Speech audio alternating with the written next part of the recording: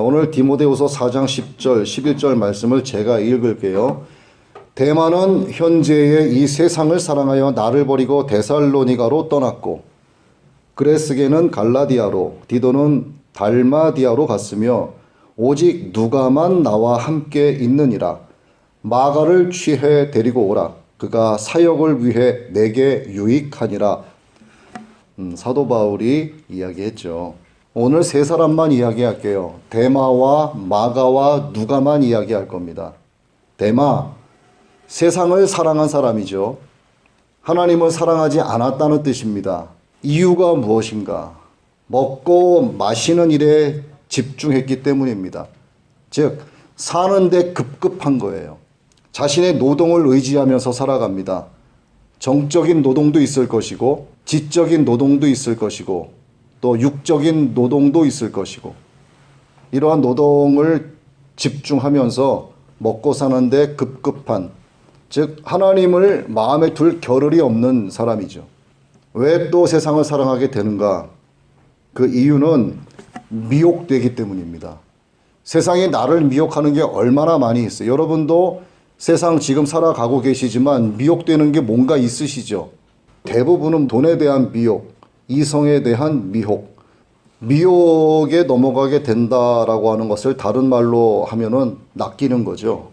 낚인다라고 하는 것은 절제가 없다는 뜻입니다. 믿음의 8단계에서도 나오는 것이 있고 성령의 9가지 열매에도 나오는 공통적인 것이 있는데 절제하지 못하면 세상의 미혹에 낚이게 되는 거예요. 물고기가 어부에게 낚이면 그 물고기는 어떻게 될까요? 잔인하게 죽음을 당합니다. 그리고 여러분들의 뱃속으로 들어가게 되죠. 그렇게 되는 거예요. 마귀가 여러분들을 잡아먹는 겁니다. 미혹된 그것을 절대 가치로 삼는 거예요. 미혹된 요소들이 나의 절대적인 요소가 되는 겁니다. 그리고 절대적인 요소인 미혹된 그 컨텐츠를 내가 지키기 위해서 필연적인 요소를 하게 돼요. 나를 미혹하는 모든 세상의 컨텐츠가 나의 절대적인 요소이자 필연적인 요소가 되는 거예요. 그렇게 되면 어떻게 된다? 세상을 사랑하여 나를 떠나 세상으로 가는 겁니다. 성경에는 데마 이야기가 이렇게 나오고 그 이후에 다시는 등장하지 않아요. 데마는 어디로 갔을까요? 여러분들이 가고 싶어 하지 않는 그곳으로 갔을 겁니다. 이 세상을 사랑하며 나를 버리고 데살로니가로 떠났고, 주님께서 여러분의 이름을 딱 집어서 말씀하시면서 길동이는 나를 버리고 저 세상으로 떠났고 라고 말씀하신다면 여러분 어떠시겠습니까? 우리 서지명 자매, 정말 죄송한데 제가 우리 서지명 자매의 이름을 갖고 이야기해 볼게요. 지명이는 나를 버리고 세상으로 떠났고, 주님께서 이렇게 말씀하시면 끔찍한 거예요. 자, 그 다음 마가가 등장합니다. 마가는 삼촌 바나바와 함께 바울을 따라서 선교지로 향합니다. 마가는 생각을 했을 거예요. 다양한 사람들도 만나고 외국에 가서 맛있는 것도 먹고 외국의 새로운 문화들도 접하고 이렇게 선교지를 따라갑니다. 그런데 가보니까 먹는 것도 부실해, 잠자는 것도 부실해, 씻는 것도 힘들어. 사람들이 환영해 주기는커녕 돌을 던지려고 해요. 죽이려고 덤벼들어. 마가가 생각했던 해외 선교가 아니었어요. 여러분들도 단기 선교를 가보신 분이 있으실 겁니다. 여러분 솔직해지자고요. 단기 선교 간다 그러면 정말 하나님을 내가 전하겠다, 우리 주 예수 그리스도 십자가 복음을 전하겠다라고 하는 마음도 있지만 해외로 나간다 하는 어떤 막연한 즐거움과 흥분이 여러분 마음 가운데 조금씩은 다 있었을 거예요. 마가도 아마 이와 같았을 것입니다. 그런데 막상 가보니까 즐거움이 전혀 없어. 제가 베트남의 하노이의 저 북부지방 산간 쪽으로 들어가게 되면 거긴 정말 먹을 것이 없습니다. 씻지 못해요. 화장실은 하나인데 사람은 엄청나게 많아요. 그러니까 씻는 것 포기, 날씨가 덥죠. 선풍기가 없습니다. 예배드리고 그 마룻바닥에서 그냥 잠을 자는 거예요. 그곳에 사람들이 먹는 그 향신료, 못 먹는 사람들이 너무 많아요. 심지어는 도심지에서 목회하는 베트남 현지 목사님들도 산간 지방에 와서는 음식을 잘 안 먹는다라고 그 산간 지방에 계시는 그 딘 목사님이 그런 이야기들을 하더라고요. 여러분들이 만약 그곳을 한번 저와 같이 갔다라고 하면 제가 장담하건대 다시는 그곳에 안 간다고 할 겁니다. 마가가 아마 이런 마음이었을 거예요. 돌아갈까? 아니야. 바나바 삼촌 체면도 있지. 내가 어떻게 돌아가? 아니야. 그렇다고 내가 따라다닐 순 없어. 너무 힘들어. 내가 생각했던 선교 여행이 아니야. 고민을 했을 겁니다. 그러다가 에이 모르겠다. 도망가야지. 그리고 휙 도망가 버립니다. 일어나니까 마가가 없어요. 마가를 찾았겠죠. 얼마 지나지 않아서 마가가 도망갔다라고 하는 사실을 두 사람이 알게 됐죠. 바울이 이만큼 화가 납니다. 이후에 마가로 인해서 바울과 바나바가 심하게 다툽니다. 성경은 이렇게 기록하죠. 크게 다투었더라. 마가가 돌아가고 나서 많은 갈등을 했을 거예요. 내가 이래서는 안 되는 거였는데 내가 이렇게 도망쳤네. 어떡하지? 마음에 자꾸 갈등을 일으킵니다. 결국 회개하죠. 주님, 제가 잘못했습니다. 제가 다시는 이러지 않겠습니다. 철저하게 회개하고 다시 바나바를 통해서 바울과 함께 동행하면서 선교지로 떠나려고 해요. 이제 아주 작정을 한 거예요. 그런데 바울이 절대 안 돼 라고 이야기합니다. 그래서 둘이 싸우는 거예요. 결국 마가는 하나님 앞에 철저하게 회개하고 예수 그리스도의 복음을 전하는 사도가 되죠. 바울이 이렇게 이야기합니다. 마가를 취해 데리고 오라. 그가 사역을 위해 내게 유익하니라. 주님께서 여러분의 이름을 부르면서 한번 그렇게 말씀하신다 생각을 해보세요. 우리 태희 자매, 태희를 취해 데리고 오라. 태희가 사역을 위해 내게 유익하니라. 우리 서지명 자매, 지명이를 취해 데리고 오라. 그가 나의 일에 유익하니라. 여러분, 적어도 마가는 되어야 한다 이 말입니다. 세상으로 갈 수도 있어요. 저처럼 세상에 푹 빠져서 돈 버는 데 집중하고 그렇게 살아갈 수도 있습니다. 그러나 하나님 앞에 철저하게 회개했다면 정말 마가처럼 완전하게 하나님 앞에 돌아와서 주님으로부터 이러한 음성을 들어야 돼요. 명인이를 취해 데리고 오라. 그가 나의 일에 유익하니라. 그리고 죽을 때까지 하나님의 종으로 살아야 됩니다. 여러분은 나는 그냥 성도야 라고 생각하시면 안 돼요. 여러분은 일반 성도가 아닙니다.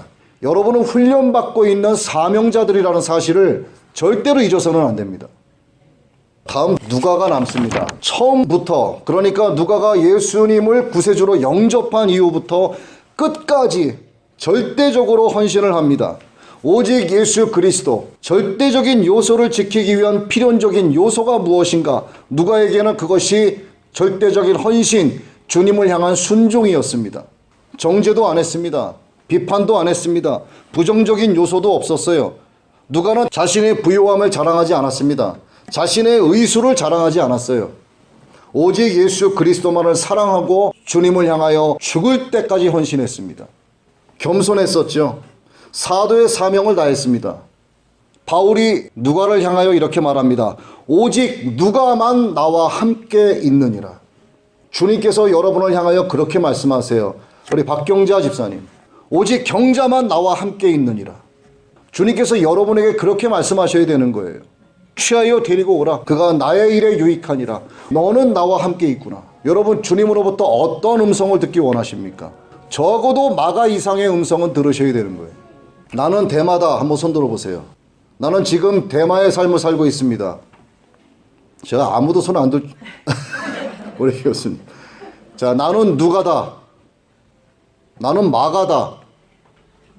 나머진 뭐예요? 2016년 5월에 뉴욕의 유엔 본부에서요. 150여 개 세계 굴지의 기업과 40여 개 세계 굴지의 대학 관계자들이 모여서 회의를 했습니다. 거기에는 빌 게이츠도 참여를 했고 교황도 참여를 했습니다. 전 세계 약 80억 명 가까이 되는 인구 중에서 약 15억 명이 아이디가 없어요. 신원 증명이 안 됩니다. 그들에게 아이디를 발급해 주자. 모든 사람은 교육받을 권리가 있다. 자신의 신원을 증명해 줄 수 있는 아이디가 있어야 된다. 명분이 굉장히 좋습니다. 그럴듯하죠. 어렵고 힘든 자들이 인권을 회복할 수 있도록 우리가 도와주자. 이렇게 멋진 키워드로 시작을 했습니다. 그럴듯해 보이죠. 이것을 그들의 지속 가능한 개발 목표로 삼았습니다. 이것이 아젠다 ID 2020, 2030입니다. 여러분 다 아실 거예요. 이것을 그냥 간과하시면 안 됩니다. 어떻게 아이디를 주는가 그들에게. 준다면 어떤 시스템 아래에서 아이디를 부여할 것인가. 어떻게 그들을 통제할 수 있을 것인가. 절대적으로 필요한 것은 사회주의적 시스템입니다. 이 사회주의적 시스템에서 일련 번호를 발급받아서 개개인에게 고유 번호로 주는 거죠. 이른바 글로벌 넘버를 부여하는 겁니다. 여러분 주민등록 번호 혹시 없으신 분 계세요? 주민등록 번호는 여러분의 신원, 출생에서부터 모든 것이 다 들어가 있습니다. 아시죠?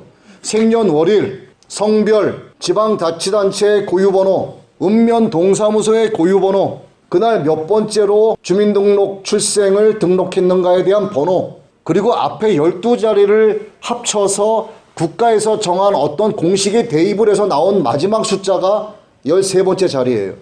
국가에서 이것을 왜 시행을 할까요? 관리 감독하기 위해서, 통제하기 위해서입니다.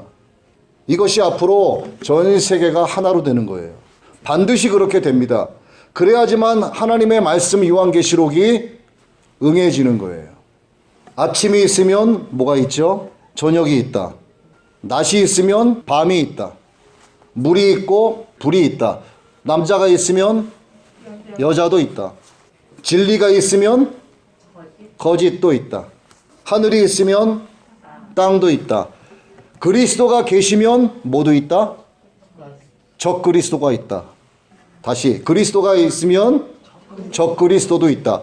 적그리스도는 출현한다 안 한다? 한다. 틀림없이 합니다. 적그리스도가 앞으로 이용하게 될 것이요 글로벌 시스템이에요. 글로벌 고유 번호를 적그리스도는 악용할 것입니다. 그리고 15억 명으로 시작한 이 디지털 아이디를 앞으로는 여러분의 몸 안에 심어지는 거예요. 거기에 일련의 번호가 들어갑니다. 이게 뭘까요? 짐승의 표입니다. 이것이. 이게 앞으로 100년, 200년 뒤의 이야기일까요? 천만의 말씀. 아이디 2020, 2030. 2030년까지 전 인류에게 부여하자입니다. 올해가 몇 년도죠? 2020년. 이 이야기가 언제 나왔을까요? 지금으로부터 5년 전에 나왔습니다. 미국의 테드 강연회에서 빌 게이츠가 이야기한 거예요. 전 세계 인구의 1,000만 명이 갑자기 죽게 되는 경우는 무엇일까를 이야기했습니다. 그것이 무엇인가? 미사일이 아니다. 바이러스다. 세상에 보이지 않는 사람들을 보이게 하자라는 말도 빌 게이츠의 블로그에 자기가 기록을 해놨어요. 무엇으로 사람들을 보이게 하는가? 백신을 통해서 모든 사람들을 드러나게 하려는 숨은 의도가 그 키워드 안에 숨어 있습니다.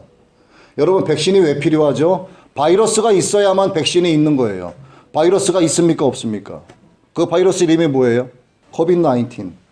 현재 세계적 팬데믹이 코비드-19인데 앞으로는 듀얼데믹이 나타날 가능성이 매우 높다고 합니다. 많은 사람이 죽을 것이다 이렇게 예견을 또 얼마 전에 했어요. 왜? 백신을 주입해야 되니까.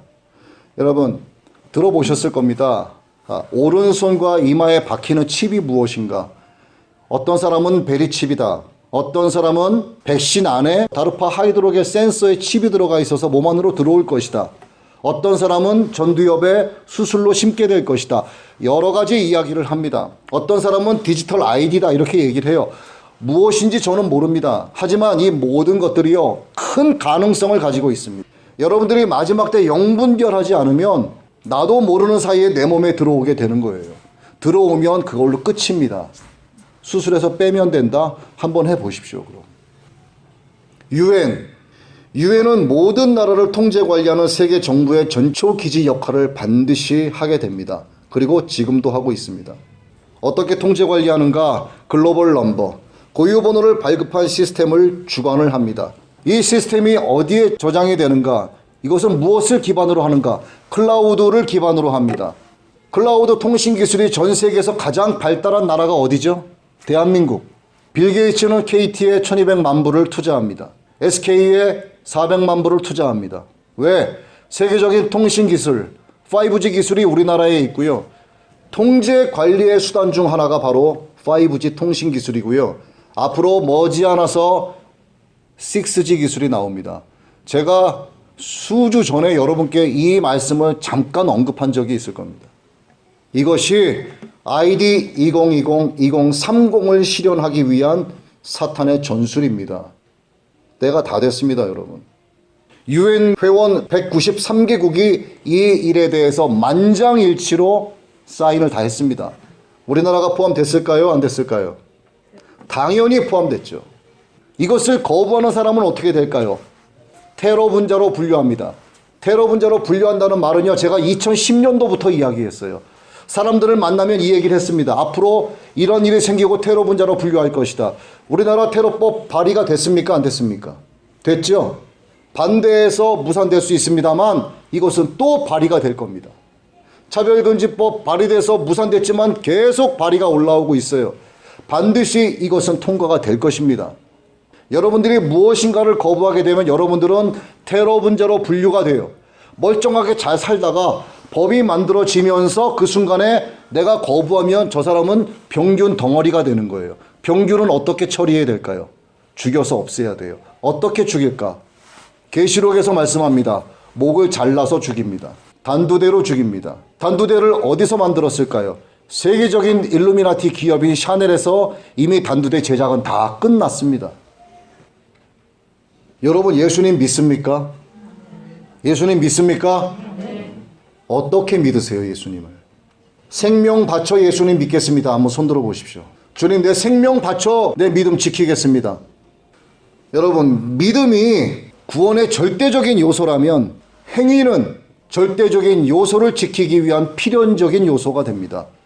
즉, 믿음과 행위, 즉 행위는 순종으로 말미암는 것이죠. 믿음과 순종은 함께 가야 하는 겁니다. 목사님들께서 구원은 믿음으로 말미암다라고 로마서를 설교하셨다면 행함이 없는 믿음은 죽은 믿음이다라고 하는 야고보서의 말씀도 설교를 하셔야 되는 거예요. 믿음과 순종을 따로 가서는 절대로 안 되는 겁니다.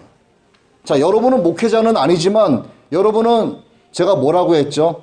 여러분들은 사명을 부여받으신 분이에요. 그럼 사명자는 어떻게 살아가야 할까요? 믿음을 지키고 이 믿음을 지키기 위해서 믿음으로 말미암은 믿음의 열매인 선한 행실을 순종으로 여러분의 믿음을 주님께 증명해 드려야 되는 것입니다. 예수님은 이를 가리켜서 좋은 나무와 좋은 열매의 비유로 말씀하셨습니다. 여러분이 정말 하나님 보시기에 좋은 나무라면 여러분의 삶에서 좋은 열매를 맺어야 하는 거예요. 그 열매가 무엇입니까? 따라합시다. 순종. 여러분 믿음에는 순종이 따라와야 되는 겁니다. 주님께서 이것을 기뻐하시는 거예요. 그 순종의 마지막은 무엇일까요? 순교입니다. 이런 이야기를 어디 가서 하면 내가 죽은 뒤에 그런 일이 일어났으면 좋겠다 이렇게 말하시는 분들도 계세요. 자, 그러나 이런 상황까지 남겨지게 된 자들은 환난 가운데 남겨진 성도들이에요. 휴거는 언제 일어날까요? 그 전에 일어납니다. 여러분 모두 주님께 들려 올라가게 되시길 축복합니다. 여러분 주님께 순종하시겠습니까? 여러분 가운데 대마와 같은 자가 없기를 바랍니다. 여러분들이 세상에 빠졌더라도 마가처럼 돌아오시게 되기를 바랍니다. 여러분 모두가 누가와 같이 되기를 바랍니다. 주님을 사랑하신다면, 야훼 하나님을 사랑하신다면 생명을 바쳐 여러분의 믿음을 지키시기를 바랍니다. 그것으로 여러분의 믿음을 주님께 증명하시기를 바랍니다. 그렇게 될 때 저와 여러분이 또다시 천국에서 만날 수 있게 되는 거예요. 여러분 모두 천국에서 만나게 되시기를 주님의 이름으로 축복합니다. 아멘.